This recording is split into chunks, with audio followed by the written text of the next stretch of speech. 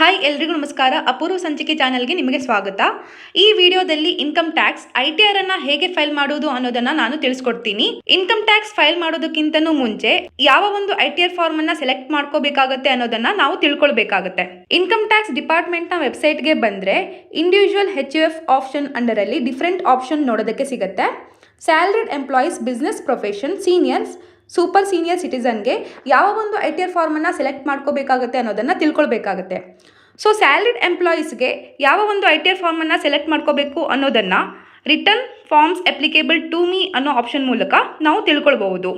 So ಇಲ್ಲಿ ನಿಮಗೆ ITR 1, ITR 2, ITR 3, ITR 4 option ನೋಡೋದಕ್ಕೆ ಸಿಗುತ್ತೆ. ಸೊ ITR 1ನಲ್ಲಿ ಯಾರು ITR 1ಅನ್ನು ಅಪ್ಲೈ ಮಾಡ್ಬೋದು ಅನ್ನೋದನ್ನು ನಾವು ಮೊದಲು ತಿಳ್ಕೊಳ್ಳೋಣ. ಸ್ಯಾಲರಿಡ್ ಇನ್ಕಮ್ ಬರ್ತಾ ಇದ್ರೆ, ಪೆನ್ಷನ್ ಬರ್ತಾ ಇದ್ರೆ, ಒನ್ ಹೌಸ್ ಪ್ರಾಪರ್ಟಿಯಿಂದ ರೆಂಟಲ್ ಇನ್ಕಮ್ ಬರ್ತಾ ಇದ್ರೆ, ಅಥವಾ ಅದರ್ ಸೋರ್ಸಸ್ ಬ್ಯಾಂಕಿಂದ ಇಂಟ್ರೆಸ್ಟ್ ಅಥವಾ FD ಇಂದ ಇಂಟ್ರೆಸ್ಟ್ ಬರ್ತಾ ಇದ್ರೆ, ಫ್ಯಾಮಿಲಿ ಪೆನ್ಷನ್ ಬರ್ತಾ ಇದ್ರೆ, ಡಿವಿಡೆನ್ಸ್ ಬರ್ತಾ ಇದ್ರೆ ITR 1ಅನ್ನು ಫೈಲ್ ಮಾಡ್ಬೋದು. ಅಗ್ರಿಕಲ್ಚರಲ್ ಇನ್ಕಮ್ ಅಪ್ ಟು 5,000 ಬರ್ತಾ ಇದ್ರೆ ITR 1ಅನ್ನು ಫೈಲ್ ಮಾಡ್ಬೋದು. ಸೊ ITR 1ಅನ್ನು ಯಾರು ಫೈಲ್ ಮಾಡೋದಕ್ಕೆ ಆಗೋದಿಲ್ಲ ಅನ್ನೋದನ್ನು ತಿಳ್ಕೊಳ್ಳೋದಾದ್ರೆ, ಕಂಪನಿಯ ಡೈರೆಕ್ಟರ್ ಆಗಿದ್ರೆ ITR 1ಅನ್ನು ಫೈಲ್ ಮಾಡೋದಕ್ಕೆ ಆಗಲ್ಲ. ಯಾವುದೇ ಅನ್ಲಿಸ್ಟೆಡ್ ಇಕ್ವಿಟಿಯಲ್ಲಿ ಶೇರ್ಸ್ ಅನ್ನು ಹೊಂದಿದ್ರೆ ಅವರು ಕೂಡ ITR 1ಅನ್ನು ಫೈಲ್ ಮಾಡೋದಕ್ಕೆ ಆಗಲ್ಲ. ಹಾಗೂ ಭಾರತದ ಆಚೆ ಯಾವುದೇ ಅಸೆಟ್ ಅನ್ನು ಹೊಂದಿದ್ರೆ ಅಥವಾ ಅಲ್ಲಿಂದ ನಿಮಗೆ ಯಾವುದೇ ಇನ್ಕಮ್ ಬರ್ತಾ ಇದ್ರೂ ಕೂಡ ITR 1ಅನ್ನು ಫೈಲ್ ಮಾಡೋದಕ್ಕೆ ಆಗುವುದಿಲ್ಲ. ಹಾಗೂ 194N ಅಂಡರಲ್ಲಿ ಟ್ಯಾಕ್ಸ್ ಡಿಡಕ್ಟ್ ಆಗಿದ್ರೂ ಕೂಡ ITR 1ಅನ್ನು ಫೈಲ್ ಮಾಡೋದಕ್ಕೆ ಆಗುವುದಿಲ್ಲ.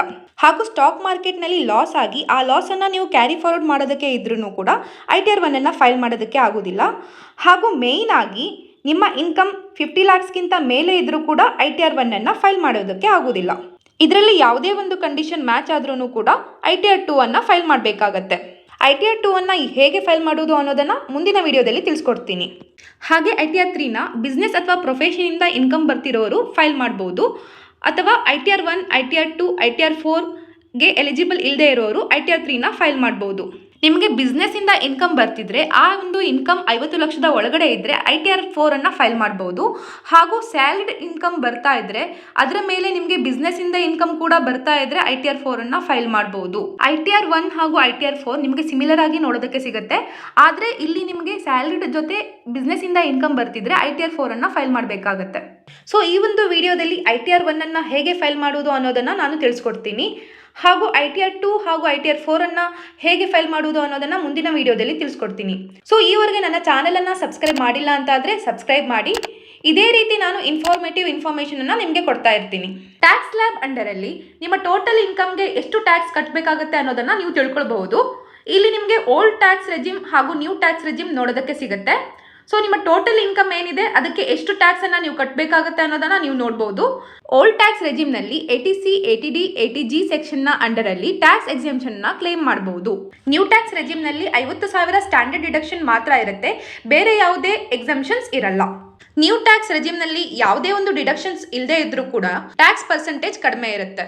ITR 1 ಸ್ಯಾಲರಿಡ್ ಎಂಪ್ಲಾಯೀಸ್ಗಳಿಗೆ ಆಗಿರೋದ್ರಿಂದ ಫಿನಾನ್ಷಿಯಲ್ ಇಯರ್ ಬಿಗಿನಿಂಗ್ನಲ್ಲೇ ಓಲ್ಡ್ ಟ್ಯಾಕ್ಸ್ ರೆಜಿಮ್ ಅಥವಾ ನ್ಯೂ ಟ್ಯಾಕ್ಸ್ ರೆಜಿಮನ್ನು ಮೊದಲೇ ಸೆಲೆಕ್ಟ್ ಮಾಡ್ಕೊಂಡಿರ್ತೀರಾ. ಅದರ ಬೇಸಿಸ್ನಲ್ಲಿ ITR 1ಅನ್ನು ಫೈಲ್ ಮಾಡಿ. ನೀವು ಓಲ್ಡ್ ಟ್ಯಾಕ್ಸ್ ರೆಜಿಮನ್ನು ಸೆಲೆಕ್ಟ್ ಮಾಡ್ಕೊಂಡಿದ್ರೆ ಡಿಫ್ರೆಂಟ್ ಸೆಕ್ಷನ್ನ ಅಂಡರಲ್ಲಿ ಟ್ಯಾಕ್ಸ್ ಎಕ್ಸೆಂಪ್ಷನನ್ನು ಕ್ಲೇಮ್ ಮಾಡ್ಕೋಬಹುದು. ಅದನ್ನು ನೀವು ಇಲ್ಲಿ ನೋಡ್ಕೋಬಹುದು. ನೀವು ಹೋಮ್ ಲೋನನ್ನು ತಗೊಂಡಿದ್ರೆ ಅದರ ಮೇಲೆ ಕೂಡ ಟ್ಯಾಕ್ಸ್ ಎಕ್ಸೆಂಪ್ಷನನ್ನು ಕ್ಲೇಮ್ ಮಾಡ್ಕೋಬಹುದು.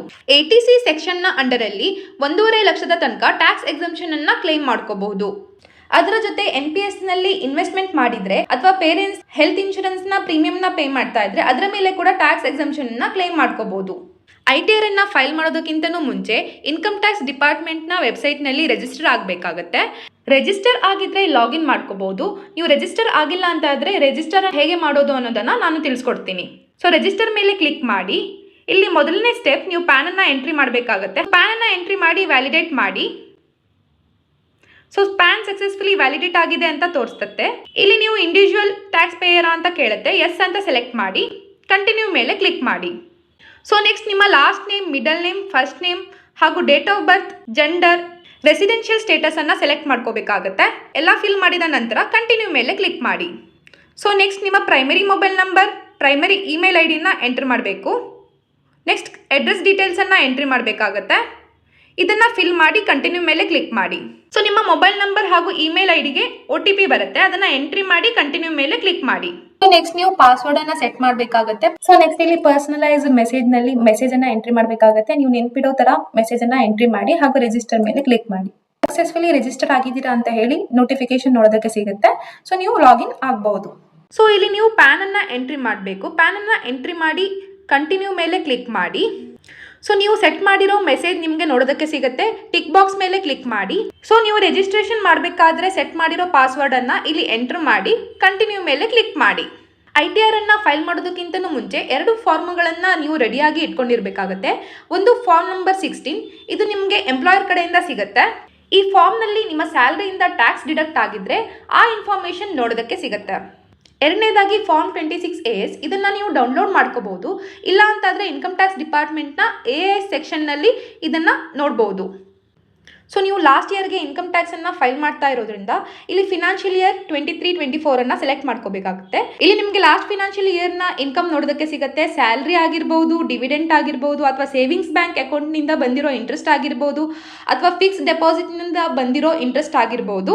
ಎಲ್ಲ ಇನ್ಫಾರ್ಮೇಷನ್ನ ವೆರಿಫೈ ಮಾಡಿದ ಮೇಲೆ ITR ಅನ್ನ ಫೈಲ್ ಮಾಡಬೇಕಾಗುತ್ತೆ. ಸೊ ಫೈಲ್ನ ಮೂಲಕ ಕೂಡ ಇನ್ಕಮ್ ಟ್ಯಾಕ್ಸನ್ನು ಫೈಲ್ ಮಾಡ್ಬೋದು, ಅಥವಾ ಈ ಫೈಲ್ನಲ್ಲಿ ಇನ್ಕಮ್ ಟ್ಯಾಕ್ಸ್ ರಿಟರ್ನ್ಸ್ನಲ್ಲಿ ಫೈಲ್ ಇನ್ಕಮ್ ಟ್ಯಾಕ್ಸ್ ರಿಟರ್ನ್ನ ಸೆಲೆಕ್ಟ್ ಮಾಡ್ಕೋಬಹುದು. ITR ಅನ್ನ ನೀವು ಲಾಸ್ಟ್ ಇಯರ್ಗೆ ಫೈಲ್ ಮಾಡ್ತಾ ಇರ್ತೀರಾ, but assessment year current year ಅನ್ನ ಸೆಲೆಕ್ಟ್ ಮಾಡ್ಕೋಬೇಕಾಗುತ್ತೆ. ಸೊ ಮೋಡ್ ಆಫ್ ಫೈಲಿಂಗ್ ಅನ್ನ ಆನ್ಲೈನ್ ಅಂತ ಸೆಲೆಕ್ಟ್ ಮಾಡಿ ಕಂಟಿನ್ಯೂ ಮೇಲೆ ಕ್ಲಿಕ್ ಮಾಡಿ. ಸೊ ನೀವು ಆಲ್ರೆಡಿ ಫೈಲನ್ನು ಸ್ಟಾರ್ಟ್ ಮಾಡಿ ಅರ್ಧದಲ್ಲೇ ಬಿಟ್ಟಿದ್ರೆ ಸೊ ಡ್ರಾಫ್ಟ್ ಆಪ್ಷನ್ನಲ್ಲಿ ಕಂಟಿನ್ಯೂ ಮಾಡ್ಬೋದು. ಇಲ್ಲ ಅಂತಾದರೆ ಸ್ಟಾರ್ಟ್ ನ್ಯೂ ಫೈಲಿಂಗ್ ಮೇಲೆ ಕ್ಲಿಕ್ ಮಾಡಿ ಕಂಟಿನ್ಯೂ ಮಾಡ್ಬೋದು. ಸೊ ಇಲ್ಲಿ ನಿಮಗೆ ಇಂಡಿವಿಜುವಲ್, ಹಿಂದೂ ಅನ್ಡಿವೈಡೆಡ್ ಫ್ಯಾಮಿಲಿ ಹಾಗೂ ಅದರ್ಸ್ ಅಂತ ಆಪ್ಷನ್ ನೋಡೋದಕ್ಕೆ ಸಿಗುತ್ತೆ. ಸೊ ನೀವು ಯಾವುದಂತ ಹೇಳಿ ಕರೆಕ್ಟಾಗಿ ಸೆಲೆಕ್ಟ್ ಮಾಡ್ಕೊಳ್ಳಿ ಮತ್ತು ಕಂಟಿನ್ಯೂ ಮೇಲೆ ಕ್ಲಿಕ್ ಮಾಡಿ. ಸೊ ಇಲ್ಲಿ ನೀವು ITR ಫಾರ್ಮನ್ನು ಸೆಲೆಕ್ಟ್ ಮಾಡ್ಕೋಬೇಕಾಗುತ್ತೆ.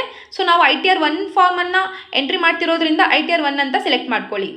ಸೊ ಪ್ರೊಸೀಡ್ ವಿತ್ ITR 1 ಮೇಲೆ ಕ್ಲಿಕ್ ಮಾಡಿ. ಲೆಟ್ಸ್ ಗೆಟ್ ಸ್ಟಾರ್ಟೆಡ್ ಮೇಲೆ ಕ್ಲಿಕ್ ಮಾಡಿ.